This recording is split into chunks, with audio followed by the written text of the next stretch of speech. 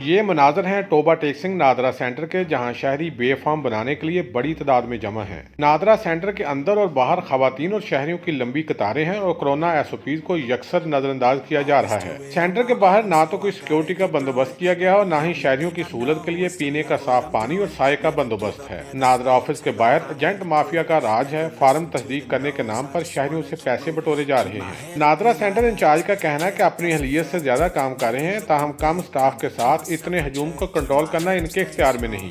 दूसरी जानब शहरियों का कहना है कि हुकूमत की जानब से जानबूझकर तंग किया जा रहा है। आम ना कोई SOP का ख्याल रख रहा है, इस तरह रश है, ना किसी ने मास्क पहना हुआ है। तो आवाम जो है सुबह से आए हुए हैं, जलील हो रही है, ना तस्दीक का इधर कोई बंदोबस्त है। कोई यहाँ पर हम सुबह 7 बजे से खड़े हैं, लेकिन कोई SOPs का यहाँ पे कोई इंतज़ाम नहीं है और यहाँ पर सुबह तकरीबन औरतें भी बहुत ज़्यादा जलील हो रही हैं। शहरियों और समाजी हलकों ने हुकूमत से मुतालबा किया है कि नादरा सेंटर में शहरियों की सहूलत के लिए खास डेस्क बनाए जाएं और बेफाम की शर्त में नरमी की जाए। कैमरामैन अली हैदर के साथ सुल्तान महमूद, टोबा टेक सिंह।